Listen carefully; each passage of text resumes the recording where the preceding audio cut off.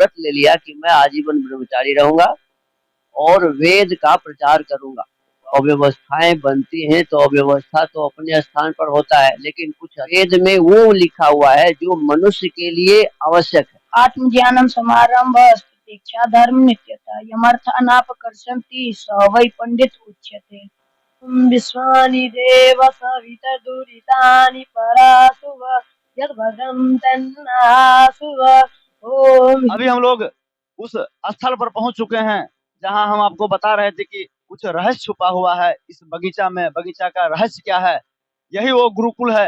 आप देख सकते हैं कि मंत्र एक लिखा हुआ है, ओम भूर्भुवः स्वः तस्य वितुर्वरेण्यं भर्गो देवस्य धीमहि धिया यो नः प्रचोदयात्।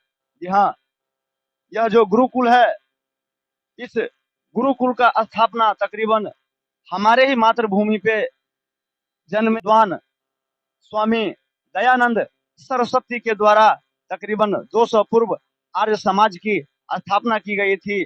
आखिर उनका आर्य समाज की स्थापना के मकसद क्या थी, उनका सोच क्या था, वो अपने सोच को किस प्रकार, निहित सोच को जनहित में जारी रखना चाहते थे। आखिर इस गुरुकुल से किस प्रकार की लोगों को दीक्षा मिलती है, गुरुकुल की विशेषता क्या है, उन विशेषता के बारे में हम आपको जानकारी देने के लिए आए हुए हैं। आइए हम गुरुकुल की ओर बढ़ रहे हैं। आप देख सकते हैं कि यही वो गुरुकुल है।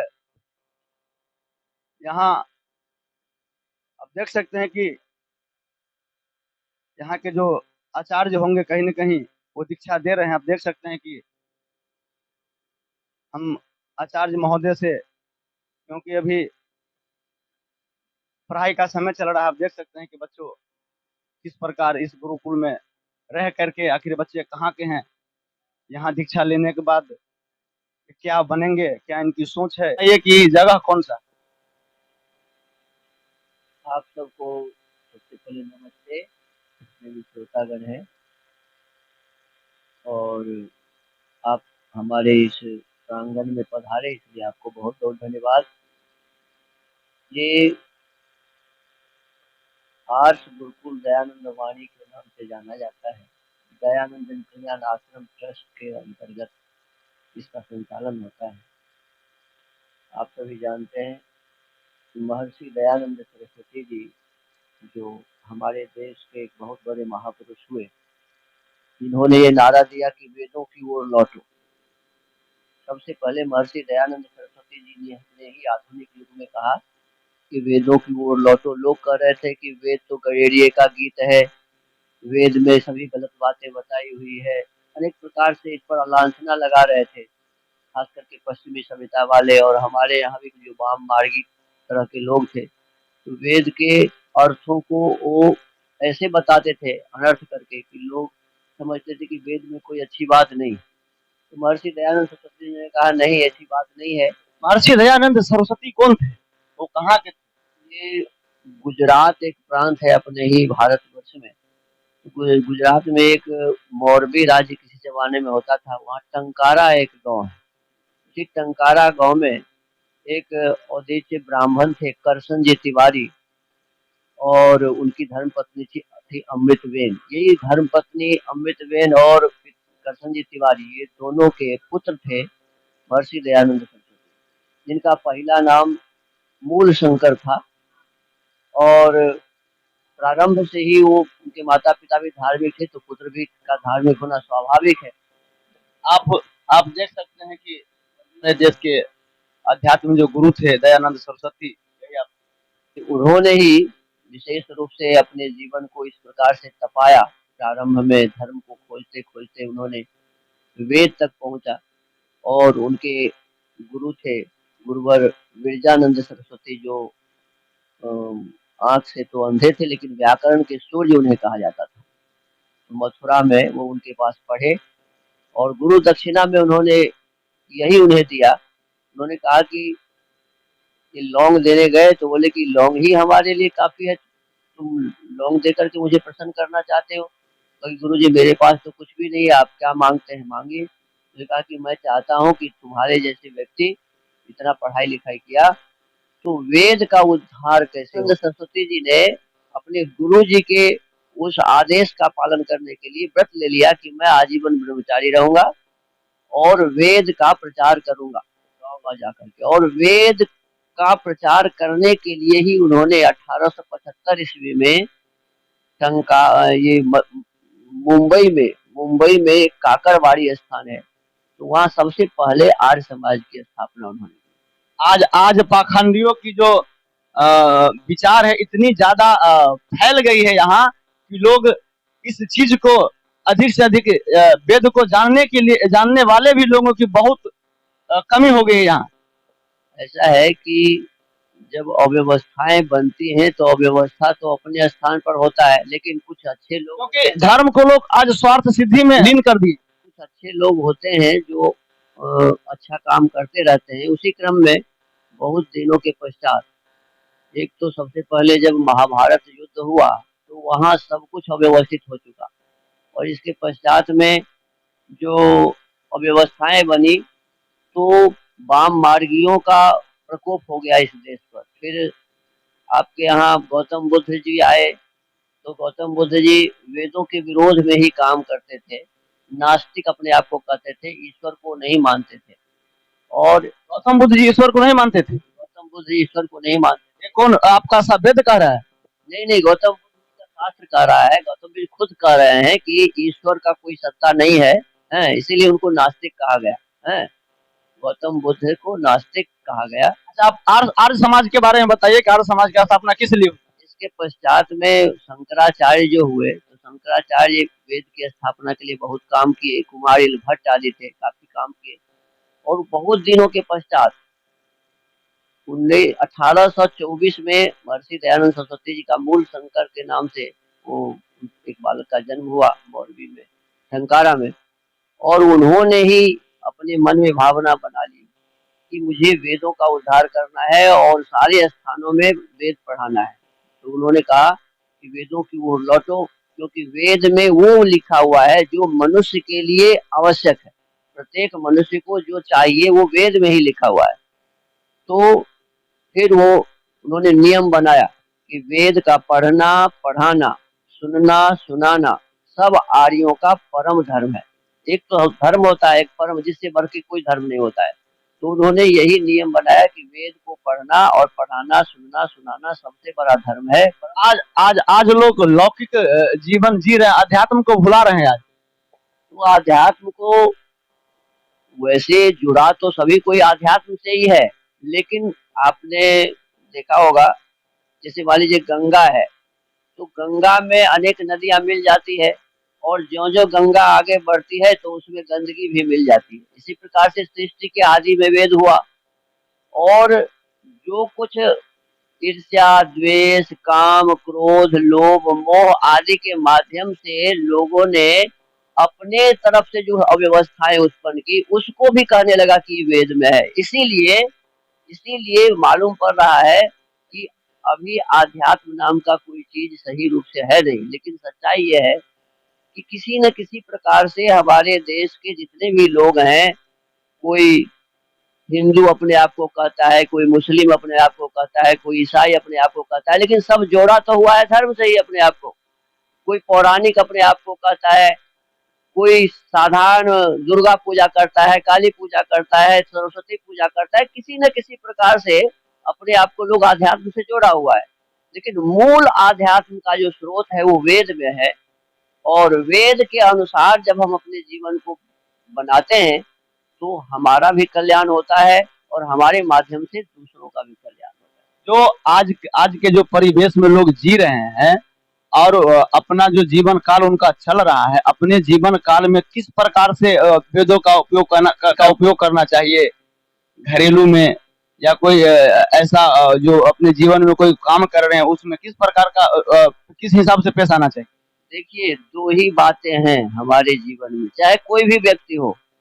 एक अच्छी बातें होती है और एक बुरी बातें होती है। जो हम एक चीज कर्म कांड के लिए भी लोग विरोध करते हैं कि वेद में ऐसा कुछ नहीं है। तो यह है कि पहले तो ये समझ लेना जरूरी है कि दो ही बातें हैं, एक अच्छी बातें हैं, एक बुरी बातें हैं। और वेद में लिखा हुआ है कि जो कोई भी बुरी बातें हैं कि हमारे सामने मंत्र लिखा हुआ है, ओम विश्वानि देव सवितर दुरितानि पराशुभ यद भद्रम तन्न आशुभ। ये यजुर्वेद के मंत्र। इसमें कहा गया है कि हमारे भीतर में जितने भी बुराई हैं, दुरितानि का मतलब होता है बुराई, जो भी बुराई है वो हमें दूर कर देना चाहिए, और जहाँ कहीं भी अच्छाई है उस अच्छाई को हमें ग्रहण करना चाहिए, धारण करना चाहिए। मूल बातें यही है कि हमें अपने जीवन में अच्छाई को ग्रहण करना चाहिए और बुराई को छोड़ना चाहिए। वेद यही बताता है। जहाँ तक कर्म कांड वाली बात है, तो कर्म कांड का मतलब ही होता है कि प्रातः काल से लेकर सायं काल तक हमारे जीवन में हमें क्या क्या करना चाहिए, यही तो कर्म कांड है। कर्म कांड का मतलब होता है जिसमें काम के बारे में बताया हुआ है, वो है कर्म कांड है। तो हमारे वेदों में बताया हुआ है कि नहीं, हम यह जानना चाह रहे हैं कि हमने सुना भी होगा, सुना भी है कि अक्सर कि आप जो घर में शादी विवाह करते हैं या मरण हरण आपके घर में होता है, तो आप जो कर्म कांड कर रहे हैं वो वैदिक नियम अनुरूप होना चाहिए, न कि दान देकर होना चाहिए। यदि ऐसा है कि जितने भी कार्य अभी हो रहे हैं ना, थोड़ा सा बिगड़ा हुआ रूप है, मूल में तो सब वही है। देखिए, विवाह तो सबको करना है, जो भी स्त्री पुरुष इस संसार में जन्म लिए हुए हैं, बच्चे जन्म लिए, बालक और बालिका, तो विवाह तो होगा। तो विवाह के नियम जो है, कई लोग बताते हैं जो किसी भी परिस्थिति में कोई हादसा हो जाए या कोई इस स्वर्ग चला जाए, तो ऐसी परिस्थिति में आप भोज भात न करें, ऐसी परिस्थिति में आप किसी को दान न दें, आप हवन के माध्यम से वैदिक मंत्रों के माध्यम से करें। देखिए ये विषय वस्तु अलग वस्तु है जिसको आप पूछ रहे हैं, ये श्राद्ध वाली बात कर रहे हैं आप। और हम लोगों के हिसाब से, अर्थात वेद के हिसाब से तो बताया गया है कि माता पिता जब जीवित हो तो जीवित माता पिता की खूब सेवा करनी चाहिए। चलिए हम विस्तृत भी जानकारी लेंगे। आप गुरु जी अभी दीक्षा दे रहे थे, आखिर यह जो बच्चे होते हैं किस तरफ मूव करते हैं, किस ओर जाते हैं? वो जो तो जिसका जिस प्रकार का संस्कार होता है, जैसे हमारे यहाँ के बच्चे एमबीबीएस डॉक्टर भी बने हुए हैं, हमारे यहाँ के बच्चे प्रोफेसर भी हैं। अभी कामेश्वर सिंह संस्कृत विश्वविद्यालय में हमारे यहाँ के बच्चे। मैंने अक्सर लोगों को लगता होगा कि गुरुकुल में जो दीक्षा मिल रही है, कहीं न कहीं इन दीक्षा को प्राप्त करने के बाद ये या तो बड़े विद्वान बनेंगे, या ऐसा न हो कहीं सन्यासी हो जाए, ऐसा न हो कि लोगों को लगता रहता है कि कहीं सन्यासी का रूप न ले। देखिए, कोई सन्यासी तो साधारण बात नहीं है, संन्यास लेना साधारण बात नहीं है, सब ले भी नहीं सकता है। इसी गुरुकुल में पढ़ के आज स्वामी रामदेव जी को आप जानते होंगे।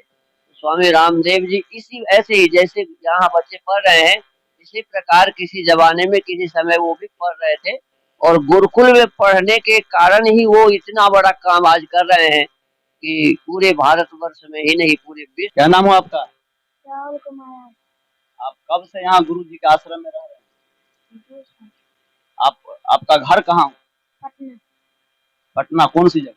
लखनऊ। तो वहाँ तो बहुत सारे प्राइवेट स्कूल है, बहुत सारे विधि व्यवस्था है, आप यहाँ क्यों आए? आपको किसने लाया?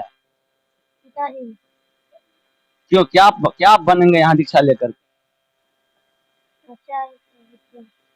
कुछ बताइए, बहुत सारे लोग आपको देख रहे हैं, कुछ मंत्र बताइए कि आप इतनी आपका छोटा अवस्था है, आप सो करके कब उठते हैं? 3:50। 3:50? देखिए कि आज भी अध्यात्म ज्ञान प्राप्त करने के लिए लोगों को कितनी बड़ी तपस्या करनी पड़ती है, और यही बच्चे आगे जा करके एक बड़े आचार्य बनेंगे। अब 3 बजे उठ जाते हैं? हाँ।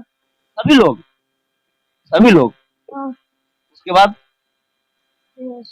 मंत्र पाठ, शौचालय आदि सब करते। चलिए अभी आप एक मंत्र बताइए। ओम हिरण्यगर्भः समावर्त्यताग्रे भूतसिजातः पतिरिक्षयासि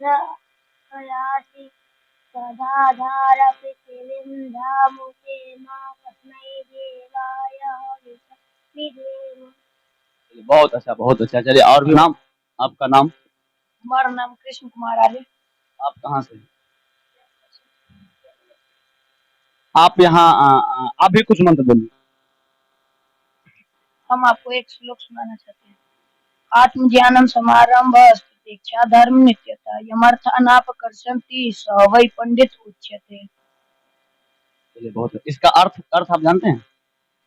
चलिए चलिए और भी बच्चे, आपका नाम? मेरा नाम आदेश कुमार आर्य, आप कहाँ? बिल्कुल राष्ट्रपति। ये बासुपट्टी से हैं। अभी एक मंत्र बोलिए। ईश्वर की आत्मोपासना का मंत्र बोलिए। जी जी। ओम विश्वानि देव सवितर्दुरितानि परासुव यद्भद्रं तन्नासुव ओम हिरण्यगर्भः समवर्तताग्निभूतस्य जातः पतिरेक आसीत् तदाधार पृथिवीं द्यामुते मां कस्मै देवाय हविषामि देम ओम य आत्मदावलदाय स विश्व उपासते प्रसिद्धं यत देवाः यस छायामृतं यत मित्यो कस्मै देवाय हविषामि देम ॐ य आत्मदाव ॐ य प्राणतो निमिषतो महिकैक इन्द्राजा जगतो बभूव य ईशे यस्वद्विपदस्य दुष्पदः कस्मै देवाय हविषामि देम ओम येन रुद्रा पृथ्वी चदिरायेन सह सवितं येन नाकः यो अन्तरिक्षे रजसो विमानः कस्मै देवाय हविषामि देम ओम प्रजापतेन त्वरेतान्यो विश्वा जातानि परिता बभूव यत्कामास्तेजो मस्तनो वस्तु भयं स्याम पतयोरयीनाम् ओम सहनो बन्धुजनिता सविधाता धामानि वेद भुवनानि विश्वा यत्र देवामृतमानसानः सिद्धिये धामन्यधैर्ययन्त ओम अग्नेन यसुपताराये अस्मान् विश्वानि देव वयुनानि विद्वान् सूर्योधस्मजुहुरानमेनो भूरिष्ठान्ते नम उतिं विधेम। देखिए आप कितने भी बड़े स्कूल में आप अपने बच्चों को दीक्षा दे रहे हैं ना, ऐसी दीक्षा आपको नहीं मिल सकती है। आज भी देखिए कि किस तरह से ये बच्चे लोग गुरुकुल में आश्रम में रह करके गुरु जी से दीक्षा ले रहे हैं। आप अपने बच्चों को इस प्रकार की शिक्षा नहीं दे सकते हैं, तो इनको आगे बढ़ने में, इनको दीक्षा दिलाने में, इनको आचार्य बनने में आप एक बार जरेल गांव आकर के इन बच्चों को आप जरूर मदद करें। आप यदि इस वीडियो को आप देख रहे हैं, आपके अंदर में यदि भावना, आप लोगों की यदि अपने बच्चों के प्रति यदि भावना है, तो ये भी एक बच्चा है, बस इतना ही हम कहना चाहेंगे। और भी बच्चे हैं। क्या नाम आपका? कुमार आर्य। आप कहाँ से हैं? जयनगर से। चलिए आप भी एक मंत्र बताइए। ओम निसेवते प्रशस्ताने निंदिताने नासेवते अनास्तिको श्रद्धान एतत् पंडित लक्षणम। बहुत बहुत अच्छा। आप कब से यहाँ रह रहे हैं? 1.5 साल से। बताइए कुछ, आप बताइए। हम यज्ञोपवीत मंत्र बताएंगे। ओम यज्ञोपवीतम परमं पवित्रम प्रजापते लिखजम पुरस्कार आयुष्मोग्राम प्रतिमंत्र सुग्राम यज्ञोपवीतम परमस्तु तेजः ओम यज्ञोपवीतम यज्ञसुता यज्ञोपवीतेन पनिहरि। आप अंग्रेजी शिक्षा देखे होंगे, आप हिंदी शिक्षा देखे होंगे, आप मैथमेटिक्स शिक्षा देखे होंगे, लेकिन आज भी इस भारत की भूमि पे आज भी संस्कृत शिक्षा जारी है। आइए हम गुरु जी से हम कुछ और जानकारी लेना चाहेंगे। गुरु जी आप थोड़ा विस्तृत हमें बताइए, क्योंकि यहाँ जो आप देख रहे हैं गुरु जी, ये सामने क्या है? यज्ञशाला है। हम लोग प्रत्येक दिन प्रातः काल और सायंकाल दोनों समय यज्ञ करते हैं। प्रातः काल का समय है 7:15 से 8:15 तक, और सायंकाल का समय है 5 बजे से। हम चाहेंगे कि 2 मिनट